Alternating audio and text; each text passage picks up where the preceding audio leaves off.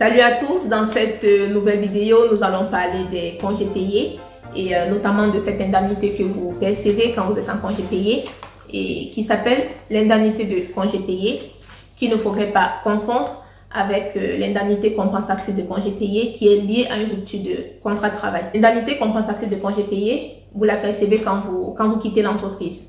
Dans cette vidéo, je vais vous donner les deux modes de calcul de l'indemnité de congé payé, dont je vais abréger ICP. Et je vais vous donner tous les salaires qui rentrent dans la base des calculs et ceux qui ne rentrent pas dans la base des calculs. Parce que pour moi, je pense que c'est important que vous sachiez comment vous êtes payé, c'est important que vous sachiez tout ce qui rentre dans le calcul de vos salaires, de vos indemnités. Pour le calcul de l'indemnité de congé payé, les salaires qui rentrent dans la base des calculs ou dans l'assiette des calculs, il y a déjà votre salaire de base qui est égal à 151,67 fois votre taux horaire.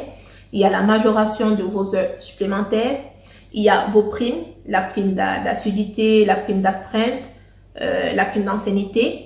Ça rentre dans l'assiette de l'ICP. Il y a l'indemnité de congé payé de l'année précédente. Ça rentre dans la base des calculs. Il y a les avantages en nature. Il y a également vos salaires reconstitués quand vous avez été en arrêt maladie subrogé. Vous n'avez pas de perte de salaire. Donc, ces salaires reconstitués rentrent également dans la base des calculs de votre indemnité de congé payé. Par contre, il y a certains salaires, il y a certaines primes que vous avez perçues qui ne rentrent pas dans cette base des calculs, notamment le 13e mois, la prime d'intéressement, ça ne rentre pas dans la base des calculs. Et généralement, cette prime-là, si vous regardez sur votre bulletin de paye, c'est en bas du bulletin. Même la prime de fin d'année, ça ne rentre pas dans la base de calcul de l'indemnité de congé payé parce que généralement, c'est en bas du bulletin, donc ça ne rentre pas dans votre salaire brut. Maintenant, les deux modes de calcul pour des calculs de l'indemnité de congé payé, comme je vous ai dit, il y a la méthode du 1/10 et la méthode du maintien de salaire. Selon la méthode du 1/10, l'ICP est égal au 1/10 de la rémunération brute totale que vous avez perçue au cours de la période de référence. Et pour comprendre la période de référence, je vous invite à regarder mes précédentes vidéos sur les congés payés. La période de référence commence le 1er juin de l'année N-1 jusqu'au 31 mai de l'année N. Et l'ICP est égal au 1/10 du salaire brut que vous avez perçu sur cette période-là. Et selon la méthode du maintien de salaire, l'ICP est égal, en fait, on vous maintient le salaire, donc vous continuez à percevoir le même salaire comme si vous aviez continué à travailler et comme si vous n'aviez pas été en congé payé. Et maintenant, selon la méthode du maintien de salaire, je précise, il y a trois modes de calcul. Soit votre entreprise peut tenir compte pour le calcul de vos heures réelles effectuées dans le mois, soit l'entreprise peut tenir compte du nombre de jours ouvrés ou ouvrables moyens dans le mois. Et en tenant compte que vous ne pouvez pas prendre moins d'une demi-journée de congé payé, on compte 26 jours ouvrables moyens dans le mois et 22 jours ouvrés moyens dans le mois. Ou encore, l'entreprise peut tenir compte du nombre de jours ouvrés ou ouvrables réels du mois. Et dans une semaine, on compte 6 jours ouvrables, donc c'est une parenthèse, et 5 jours ouvrés. Au final, l'entreprise vous applique la méthode la plus avantageuse. Et après, ça dépend de votre convention collective parce qu'il y a des entreprises qui, de façon systématique, appliquent la méthode du maintien de salaire. Et à la fin de la période de référence, ils font la différence entre le maintien et le 1/10.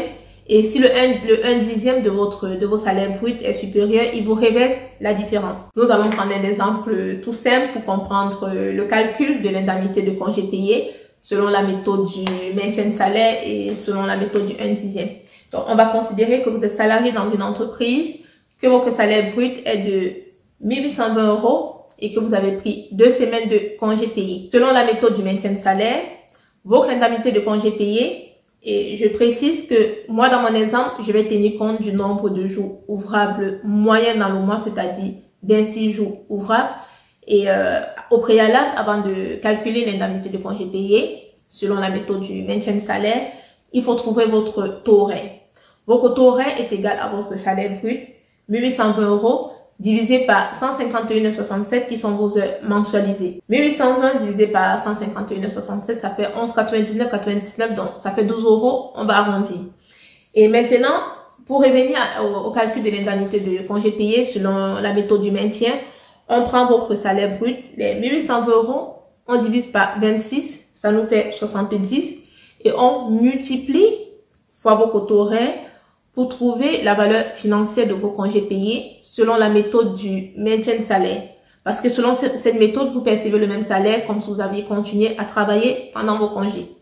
Et maintenant, selon la méthode du 1/10, l'indemnité de congé payé est égale au 1/10 de la rémunération brute totale que vous avez perçue sur la période de référence. Dans notre exemple, on va considérer que depuis 5 ans dans cette entreprise, vous avez le même salaire, donc 1820 €. Le salaire brut total que vous avez perçu, c'est 1820 fois 12. Parce que la période de référence, c'est 12 mois, c'est de juin de l'année N-1 à mai de l'année N. 1820 fois 12, ça fait 21 840 € que vous avez perçu sur la période de référence. Et on va faire fois 1/10, donc méthode du 1/10, comme vous comprenez, pour trouver vos congés payés pour 30 jours ouvrables. Pesant 21 840 € fois 1/10, ça nous donne 2184 € pour 30 jours ouvrables de congés. Mais dans notre exemple, vous avez pris 2 semaines de congés et comme je vous ai dit que je tenais compte du nombre de jours ouvrables moyen dans le mois, il y a 6 jours ouvrables dans une semaine. Donc, vous avez pris 12 jours de congé. On va proratiser les 2184 € sur 12 jours. Donc, on va faire 2184 fois les 12 jours que vous avez pris sur 30 pour trouver l'indemnité de congé payé sur 12 jours ouvrables. Parce que 2184 € c'est pour 30 jours ouvrables. On fait 2184 fois 12 sur 30, ça nous fait 873 € et 60 centimes.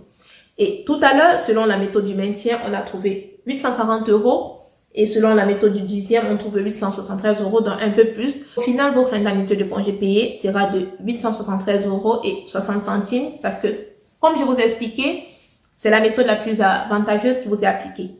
Mais après, selon vos conventions collectives, il y a des entreprises qui, de façon systématique, appliquent la méthode du maintien de salaire et à la fin de la période de référence, ils font la différence.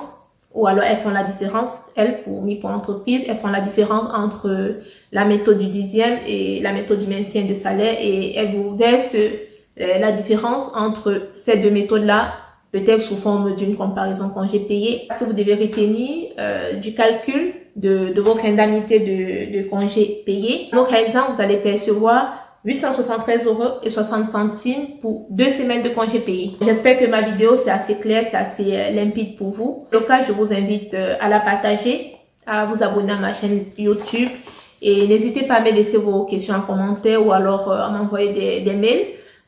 Vous pouvez m'envoyer des mails à .rh16@gmail.com et je vous dis à très bientôt dans de prochaines vidéos. Ciao!